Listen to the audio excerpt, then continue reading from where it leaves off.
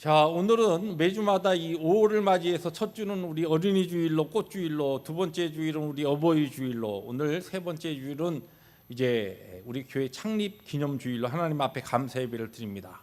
이제 다섯째 주는 우리가 성령 강림 주일, 성령께서 오셔서 교회가 이제 그리스도의 교회가 시작된 그런 탄생을 우리들이 기념하는 그런 성령 강림 주일이 또 5월 마지막 주일이 있습니다. 이 5월은 그야말로 어떻게 보면 우리가 영적으로 하나님 앞에 감사가 또 복이 아주 풍성한 그런 한 달입니다. 특별히 오늘은 이 포모나 지역의 하나님의 거룩하신 뜻 가운데 예수 그리스도의 보혈의 피로 남가주 펠로십 교회라고 하는 이 하나의 로컬 처치, 이 지역 교회가 세워진 지 26년이 되는 그런 주일입니다. 지난 2000년의 교회 역사를 쭉 보면은 이 2000년의 교회 역사 가운데 많은 교회들이 이 땅에 세워지기도 하고 또한 사라지기도 했습니다. 어떤 교회는 세워져서 얼마 되지 않아서 어려운 문제로 인하여서 문을 닫은 교회들도 있는가 하면은 100년 또 200년 이상 이렇게 세워진 한 지역 교회가 그 지역의 복음화를 위해서 그리고 세계를 향하여 열방을 향하여 힘있게 주의 복음과 사역을 감당하는 교회로 서 있는 교회들도 많이 있습니다. 우리들이 떠나온 한국만 해도 한국에 100년 이상 역사를 가진 교회가 한국에 얼마나 되겠습니까? 500교회가 넘는다 그래요. 교회 영감을 보면 100년 이상의 역사를 가진 교회가 중간중간에 많은 교회가 어려움 가운데 존속하지 못하고 문을 닫기도 하고 그랬지만은 500개 이상 한국의 교회는 이미 100년 이상 된 역사를 가지고 하나님의 복음과 사명을 위해서 열심히 그 사역을 감당하는 교회들입니다. 자, 우리 교회가 이제 26년이라고 하면 이제 사반세기 조금 지났지 않습니까? 그래서 이 26년이라고 하는 이 세월도 결코 짧은 기간이 아닙니다. 이동안 하나님께서 우리 펠로십 교회를 지키시고 인도하시고 보호하시고 이 교회를 통하여 하나님의 나라를 확장시킨, 그리고 그 과정 속에 많은 하나님의 백성들 이곳에 보내시기도 하고 또한 때에 따라서 흩으시기도 하시면서 이 교회를 하나님께서 지켜오시고 인도해 오셨습니다. 그런데 우리 교회가 이 사반세기를 좀 지난 이 26년을 지났다고 해서 이 교회가 참 이 기간이 길어서 우리가 하나님 앞에 감사하고 또 특별히 감격스러운가? 꼭 그것만은 아닙니다. 성경적으로 볼 때 그리스도의 피값으로 세우신 교회는 그 교회의 중요한 이 성격 가운데 하나가 무엇이냐면 교회는 영원하다는 것입니다.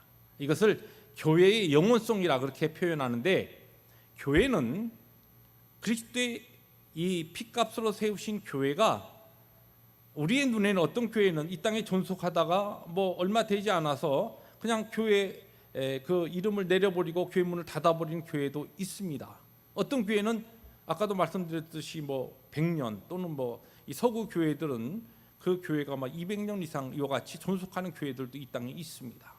자, 그런데 그러한 오랜 기간 동안 교회가 이 땅에 존속하고 아니면 사라진다고 해서 이 교회의 영원성이 없어지는 것이 아니라는 것이죠. 이 성경을 보면은 주님께서 빌립보 가이사라에서 시몬 베드로의 신앙 고백을 들으시고 하신 유명한 이야기가 있습니다. 마태복음 16장 18절에 보면 내가 이 반석 위에 이 시몬 베드로의 신앙 고백 위에 내 교회를 세우리니, 그리스도의 교회를 세우시겠다 하시면서 음부의 권세가 이기지 못하리라. 그리스도의 피값으로 세우신 교회는 음부의 권세가 이기지 못하고 영원할 것이다 라고 하는 것을 이미 가르치셨습니다. 자, 그런데 그러면 우리가 이제 오순절 성령께서 강림하시고 그래서 예루살렘 교회를 시작으로 교회가 탄생했다고 일반적으로 이야기하는데, 그러면 그리스도의 교회의 이 탄생 이전에는 교회가 없었는가?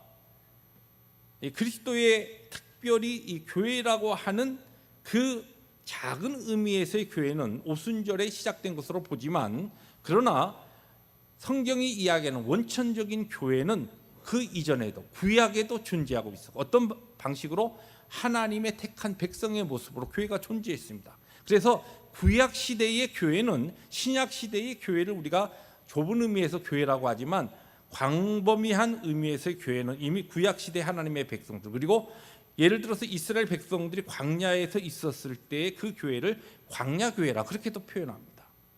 그러면 창세 전에는 없었는가? 성경에서 이 교회에 대해서 가장 우리에게 아주 깊은 교훈과 성령의 감동을 우리에게 교회가 무엇인가라고 하는 본질적인 교회를 가르치는 성경이 에베소서입니다. 그런데 이 에베소서 1장 4절에 보시면 이런 말씀이 나옵니다. 곧 창세 전에 그리스도 안에서 우리를 택하사.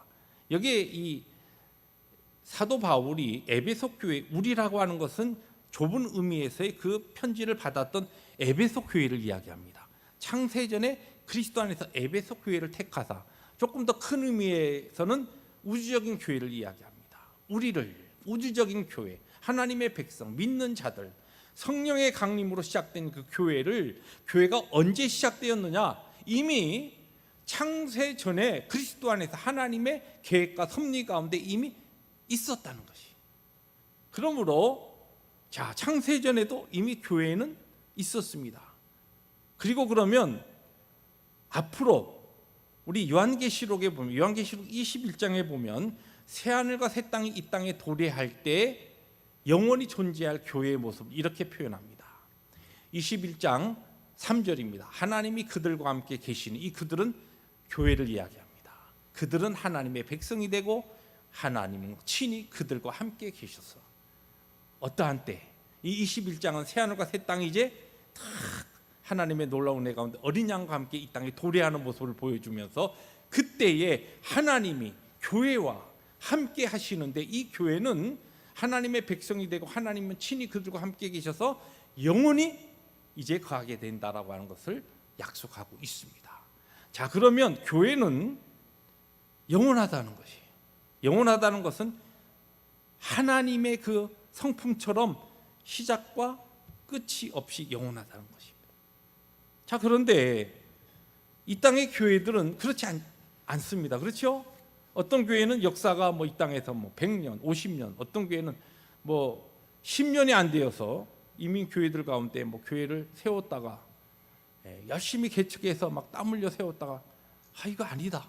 그래서 그냥 교회 그냥 문을 닫아버리는 그런 일들이 있습니다. 자, 그러면 그런 교회는 그러면 영원하다고 할 수 없는데, 이 교회가 영원하다는 것이 무엇인가? 오늘 우리 교회가 26년이다, 앞으로 50년이다, 100년이다, 이것이 중요한 것이 아니고 1년이 세워져 있든지 20년이 세워져 있든지 이 땅에 얼마나 존속하든지 간에 우리 교회가 영원에 잇대어 있는 교회가 될 때 우리의 교회는 영원한 교회가 되는 것이고, 거꾸로 이야기하면 우리가 아무리 오랫동안 이 땅에 존재한다 하더라도 우리 난가지 펠로십 교회라고 하는 이 지역교회 이름을 세우고서 오래 지탱한다 하더라도 우리 교회가 영원에 잇대어 영원과 연결되어 있는 교회가 아니면 우리 교회는 영원한 교회가 아니라는 것입니다.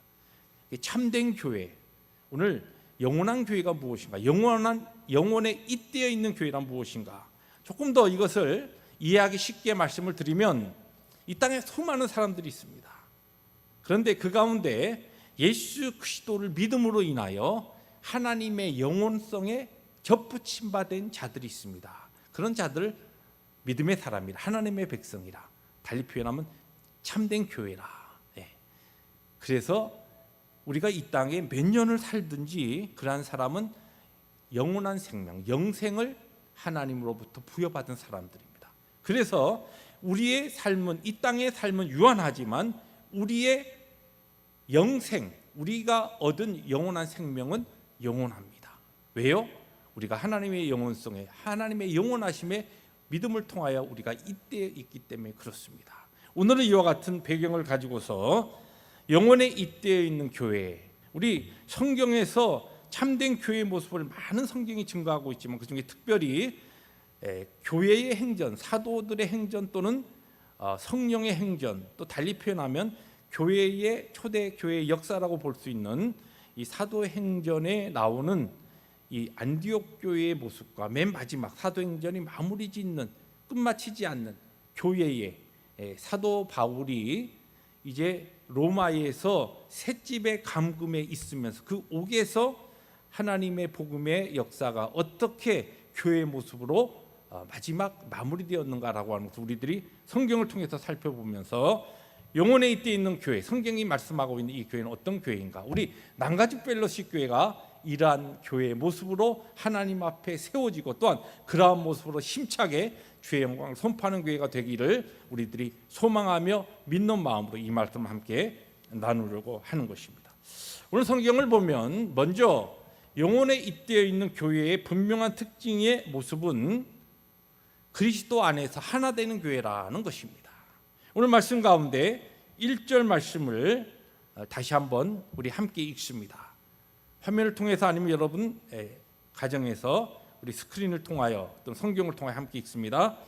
안디옥 교회에 선지자들과 교사들이 있으니 곧 바나바와 니게르라 하는 시므온과 구레네 사람 루기오와 분봉왕 헤롯의 젖동생 마나엔과 및 사울이라.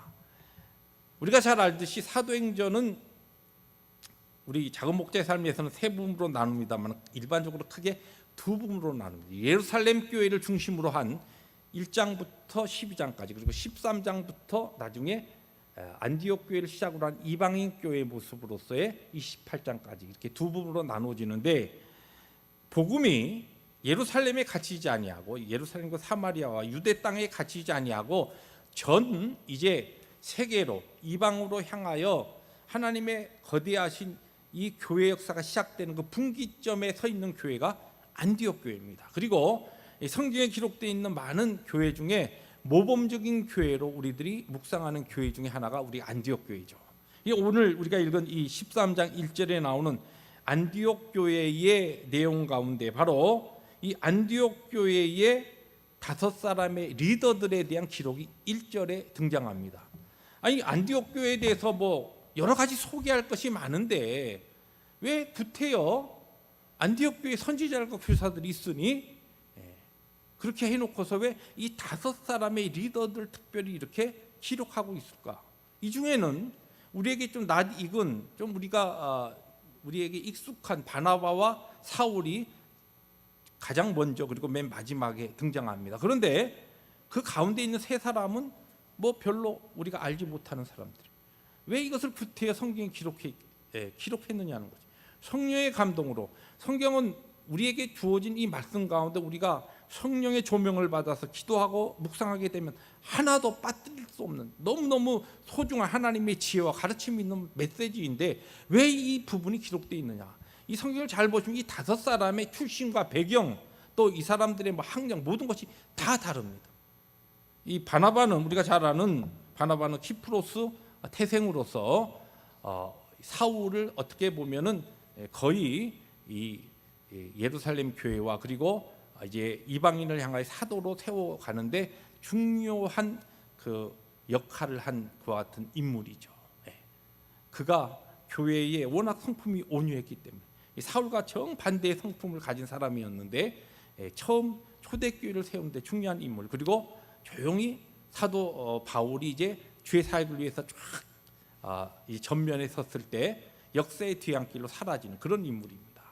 그런가 하면은 니게르라 하는 시몬이라고 하는 것은 니게르는 이 아프리카인이라고 하는 뜻입니다. 하는 시몬인데 성경학자들은 이 시몬을 구레네 사람 시몬으로 그렇게 추정합니다. 왜냐하면 이 구레네라고 하는 것이 그 다음에 또 구레네 사람 루기오가 또 등장합니다만은 이 구레네는 이 그레데 섬의 맞은편에 건너편으로 아프리카 북쪽 해안에 있는 고대 도시입니다. 그런데 예수님의 십자가를 억지로 지었던 이 시몬, 이 사람이 지금 이 니게르라고 하는 이 시몬인데 출신도 다르고 인종도 달랐어요. 그런가 하면은 또 다른 구레네 사람, 구레네 출신의 루기오라고 하는 사람입니다. 이 사람에 대해서도 성경이 여기에 등장하고 특별히 언급이 없습니다. 그런가 하면은 분봉왕 헤롯의 젖동생 마나엔이라고 하는 이 인물은 이 왕족이었다는 것이죠. 이 젖동생이라고 하는 것은 실제 중요한 혈연적인 관계로 그런 중요한 그의 배경이 상당히 중요한 위치와 기족적인 것 같은 배경을 가지고 있는 인물이라는 것입니다. 그런가 하면은 다소 출신의 사울이 등장합니다. 자, 이 모든 이 내용들이 지금 1절에서 특별히 강조하고 있는 것은 안디옥 교회 리더들이 다 다른 사람, 배경 또 학문적인 배경뿐만 아니라 그들의 문화적인 배경, 인종 이런 것도 다양한 사람들이 모여서 교회를 형성하고 있었다.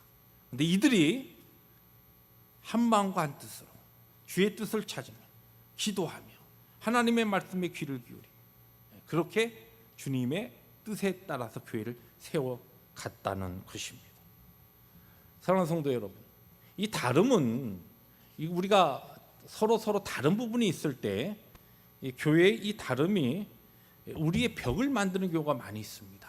그러나 성경은 이 다름이 일반적인 사회적인 이 단체는 공동체는 서로 다름이 있을 때 이 다름이 벽을 만들어서 공동체를 하나 되게 하는데 아주 결정적인 방해 요소를 합니다.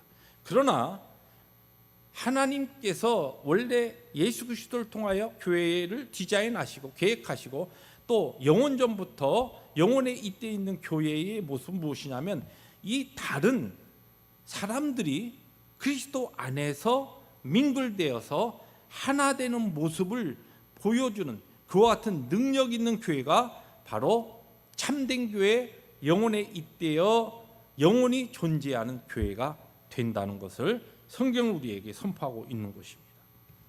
예수님께서 이 세상을 떠나시기 전에 이제 제자들을 위해서 기도하는 이 요한복음 17장에 기도가 나오는데 이 제자들을 위한 기도는 단순히 예수님의 눈앞에 있었던 그 제자들만을 위한 기도가 아니라 그 기도의 내용을 잘 보시면 장차 올 그리스도의 모든 제자들, 또 달리 표현하면 교회를 위한 기도입니다. 예수님께서 교회를 위해서 기도하시는데 그 기도가 어떤 기도냐면 이런 기도입니다. 요한복음 17장 21절에 우리가 천천히 화면을 통해서 함께 같이 읽습니다. 아버지여, 아버지께서 내 안에 내가 아버지 안에 있는 것 같이 그들도 다 하나가 되어 우리 안에 있게 하사 세상으로 아버지께서 나를 보내신 것을 믿게 하옵소서. 제자들, 장차 그리스도의 핏값으로 세우실 교회를 위한 기도에 이 기도의 중요 핵심의 포인트가 뭐냐면 아버지와 나와 그리고 성령이, 우리가 그것을 뭐라고 이야기하죠? 삼위일체라고 이야기합니다. 우리 기독교의 성경적인 하나님에 대한 가르침은 삼위일체예요. 유일신이면서 동시에, 그러나 이 유일신이 이슬람과 유대교에서 이야기하는 유일신과 다릅니다. 아버지와 아들과 성령 하나님이 하나의 공동체로 계신다, 이런 의미가 강합니다. 그래서 여기 지금 주님께서 기도하신 것이 뭐냐면 내 핏값으로 세우실 앞으로의 그 교회, 그 제자들이 너무나 많은 다른 사람들이 모이지만 아버지와 나와 성령이 하나인 것처럼, 내가 아버지 안에 있고 아버지가 내 안에 있고 이렇게 하나로 삼위일체로 있는 것처럼 내가 세우는 교회, 또 나의 교회, 하나님의 교회, 그리스도의 핏값으로 세우신 참된 교회는 바로 이 하나님의 그 존재 양식과 성품을 닮아서 공동체로서 하나 되는 교회라. 너무너무 다른 사람들이 모이지만 그러나 그 사람들이 예수 그리스도 안에서 하나 되는, 하나님 안에서 하나 되는 이 교회, 이것이 바로 어떤 교회냐? 안디옥 교회의 모습이었고 주님께서 세우시는 참된 교회의 모습이고, 앞으로도 우리 교회가 영원에 잇대어 존재하는 교회로 능력 있게 사명 감당하기 위하여 꾸준히 우리 스스로에게 질문하고 대답하고 하나님 앞에서 우리의 자신을 꺾어 겸손히 우리의 하나님 말씀 앞에 우리의 자신을 순종시키면서 이루어야 될 하나님의 뜻이요, 하나님의 계획이요, 바로 교회의 참된 모습이라는 말씀입니다. 두 번째로 영혼에 잇대어 있는 교회는 어떤 교회인가? 성령의 목소리를 따르는 교회입니다. 오늘 말씀 가운데 13장 2절 말씀 우리 함께 봅니다. 주를 섬겨 금식할 때 성령이 이르시되 내가 불러 시키는 일을 위하여 바나바와 사울을 따로 세우라 하시니. 자, 그런 다음에 이들을 어떻게 합니까? 이제 선교사로 파송합니다. 여기에 보니까 성령이 이르시되 그 목소리를 그들이 듣고 교회가 그 목소리를 따랐다는 것이. 여러분, 교회는 어떤 개인이나 뭐 아니면 담임 목사나 아니면 실력 있는 그 교회에서 뭐 실력 있는 사람이나 아니면 그 교회에서 좀 오래 교회에 있으면서 나름대로 어떠한 뭐 힘이 있는 사람이나 아니면 사회적인 어떤 연결과 딱 있어가지고 교회에 어떤 중요한 일이 있을 때 뭔가 크게 한 몫을 감당하는 사람이나 이런 사람들의 생각과 뜻에 따라서 움직이는 교회는 그건 바른 교회가 아닙니다. 교회는 철저하게 성령 하나님의 목소리를 따르고 성령 하나님의 목소리를 듣는 교회가 돼야 돼요. 저도 하나님의 은혜 가운데 우리 남가지 펠로십 교회에 와서 참 지난 몇 년인지 기억이 잘 안 나네요. 10년 넘게 지금 목회를 하면서 그러면서 저도 하나님 앞에 항상 두려움과 떨림으로 조심하는 부분이 있습니다. 무엇이냐면은 어떤 것이 정말 하나님의 뜻에 우리 교회가 순종하고 바로 따라갈 것인가, 이 부분을 고민해야 되는데 어떤 경우에는 의견이 다른 의견이 이렇게 생길 때 그래도 담임 목사가 목회자가 기도하고 생각하는 건데 의견이 갈리고 그러면 속상할 때가 있어요. 그럴 때에 조용하게 다시 한번 그 말씀을 가지고 하나님 앞에 기도합니다. 하나님, 이게 정말 하나님의 뜻이 이루어지지 않아서 내가 지금 마음이 힘든 겁니까? 아니면 내 뜻과 내 생각이 관철되지 아니해서 내가 지금 이렇게 힘든 겁니까? 우리가 항상 이 부분을 하나님 앞에 정직하게 놓고 기도하고 거기에 따라 우리가 대답하는 훈련할 수 있어야 된다는 것이. 이 안디옥 교회는 영혼에 잇대어 존재하던 이 안디옥 교회는 지금 안디옥 교회가 더 이상 존재하지 않죠. 그러나 그 교회가 영원한 것은 왜 그렇습니까? 성령의 목소리를 따랐다는 것이. 자, 그런데 또 오해하지 마십시오. 이 성령의 목소리를 따랐다 그래서 어떤 분은 내가 이제 성령의 목소리를 듣겠다, 성령의 음성을 듣겠다 그래가지고 신비하게 하나님 열심히 기도해서 목사님 내가 지난밤에 기도하는데 성령께서 밤에 찾아오셔가지고 그냥 허연 수염을 달고 허연 지팡이를 든 성령께서 펑 하고 나타나더니 무게야, 내가 이러한 것을 너에게 계시하노니 가서 교회 가서 이야기하여라. 이래가지고 성령의 음성을 듣고 왔습니다. 이런 뜻이 아니에요. 성령의 음성을 듣는다.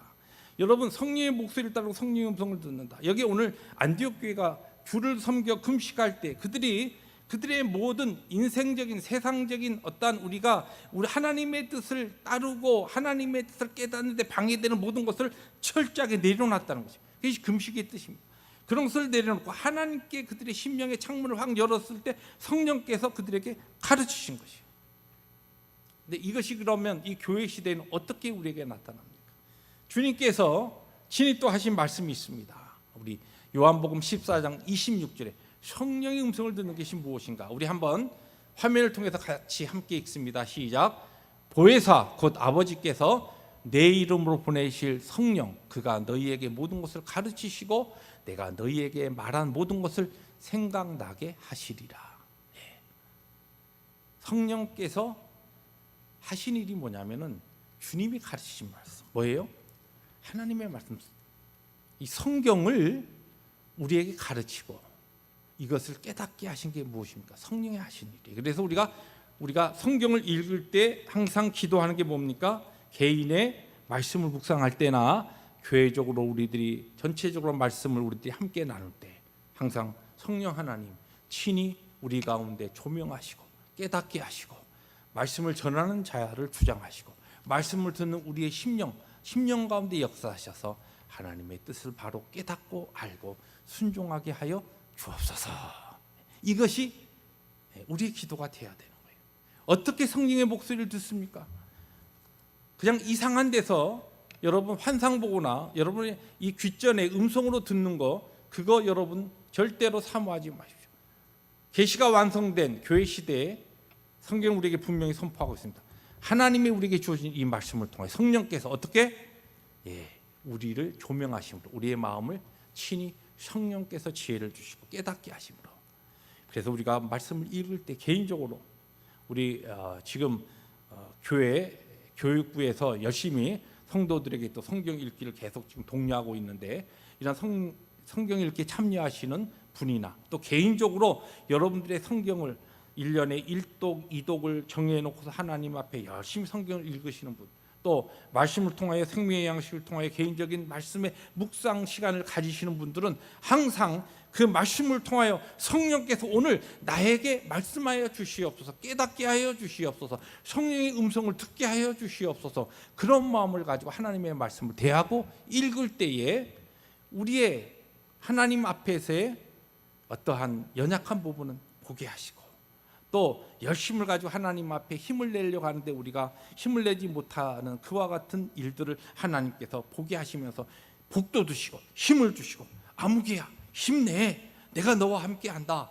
힘을 주시고, 우리의 마음과 우리의 심령에 걱정거리가 가득 차 있을 때 하나님의 말씀을 읽으면서 성령께서 그 말씀을 통하여 우리를 위로하시고 우리에게 평강을 주시고, 이러한 방법으로 하나님의 뜻을 우리에게 계시하심으로 성령의 음성을 듣고 성령을 따르게 하시는 겁니다.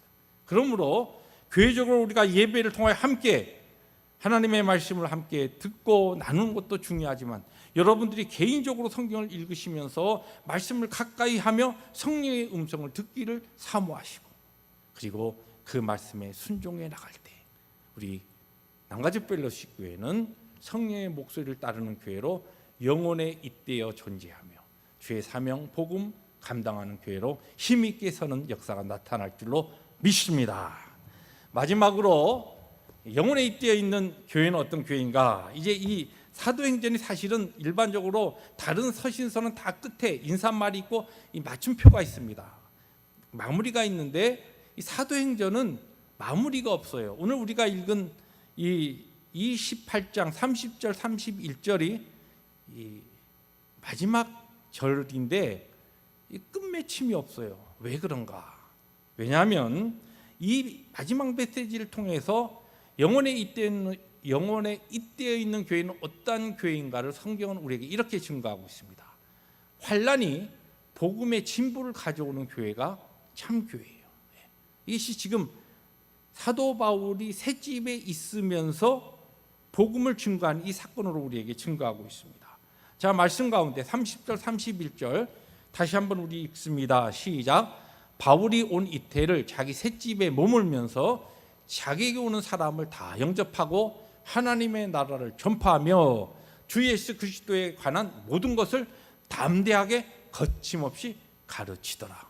그리고 끝났습니다. 자, 그럼 가르쳐서 어떻게 했다는 거예요? 이 얘기는 도대체 무슨 얘기입니까? 우리가 잘 알듯이 사도 바울이 로마로 죄수의 신분으로 호송되죠. 그래서 그곳에서 이제 재판을 쭉 진행하는 동안에, 그리고 마지막 그가 판결을 받기까지는 일단은 완전히 2차 감옥에 갇히기 전에 1차 감옥에 갇혔을 때는 어떻게 보면 어느 정도 그가 마음대로 출입할 수 있는 그런 환경은 아니었지만, 지금으로 이야기하면 뭐 프로베이션과 같은 그런 이제 형편에서 자기가 있던 하나의 좀 그렇게 자유로운 집은 아니었지만 새 집에 머물면서 다른 사람이 오는 것을 그가 받아들일 수 있었다는 것이. 근데 그는 마음대로 나갈 수는 없었습니다. 그래서 그것을 이곳에서 쓴 서신서가 우리가 잘 알듯이 옥중 서신이라고 하는 에베소서, 빌립보서, 그 다음에 골로새서, 그리고 빌레몬서, 이 네 가지 옥중 서신을 씁니다. 그런데 이 옥중 서신에 보면은 사도 바울이 어떻게 고백하냐면 빌립보서 1장 12절부터 13절에 보면 이렇게 고백합니다. 형제들아, 내가 당한 일이 도리어 복음 전파의 진전이 된지를 너희가 알기를 원하노라. 이러므로 나의 매임이 그리스도 안에서 모든 시위대 안과 그 밖에 모든 사람에게 나타났으니. 그런 다음에 이런 일을 통하여 그리스도의 복음이 더 증거된다라고 하는 고백을 하죠. 이 일로 인하여 사도 바울이 뭐라고 이야기하죠? 내가 기뻐하고 또한 기뻐하리라. 사도 바울은 그가 죄수의 신분이 되어서 어렵게 자유롭게 그전처럼 그리스도의 복음을 마음대로 다니면서 증거하지 못한 그런 어려운 형편에 있었던 그때에 그 환난과 그에게 주어진 그 어려움이 오히려 복음의 진보를 가져오는 그와 같은 기회가 되었고, 이것을 사도행전 맨 마지막에 그 사건을 지금 누가가 정리하고 사도행전이 마무리되지 않은 2000년 교회 역사와 함께 계속 영원한 교회로 잇대어 있는 교회의 모습으로서 지금 선포하고 있는 것입니다.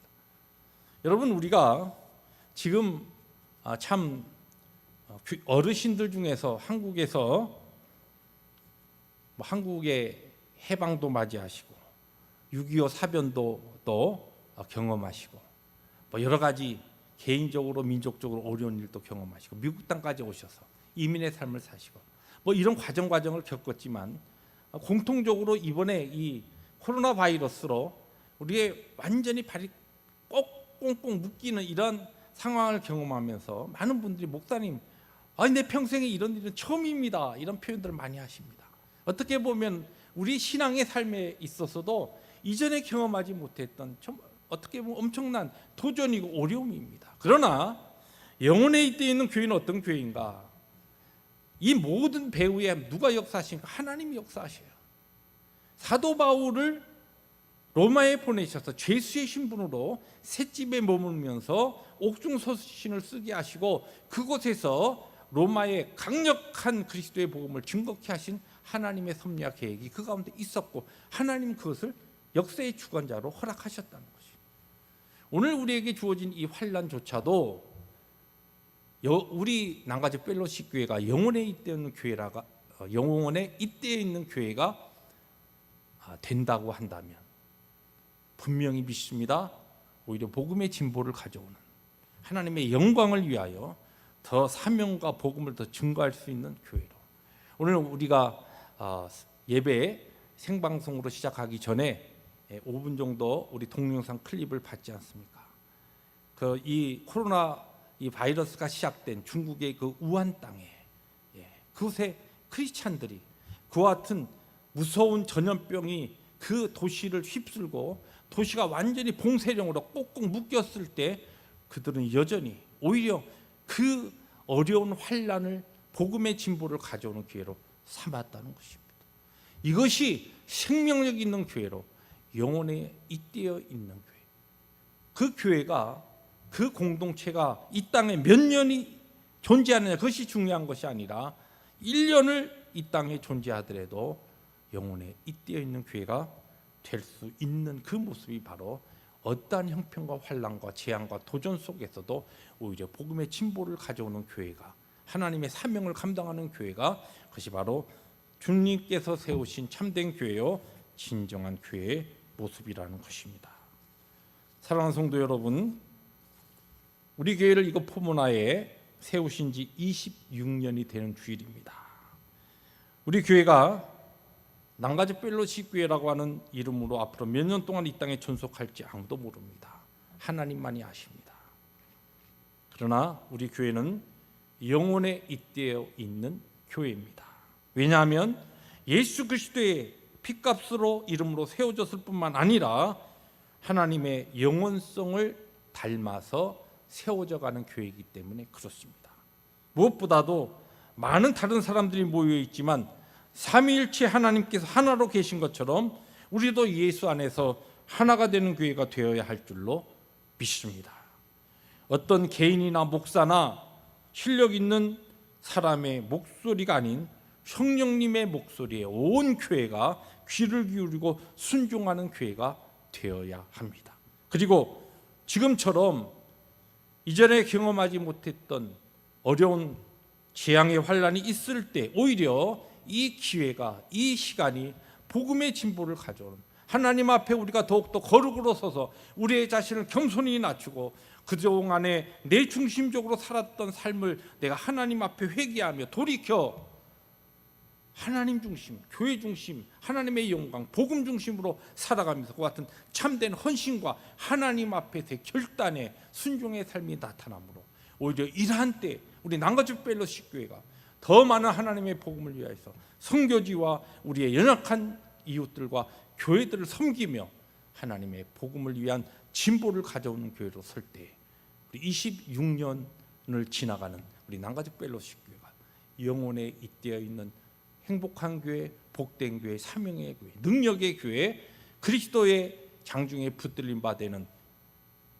참된 교회로 우뚝 서는 은혜가 있을 줄로 믿습니다.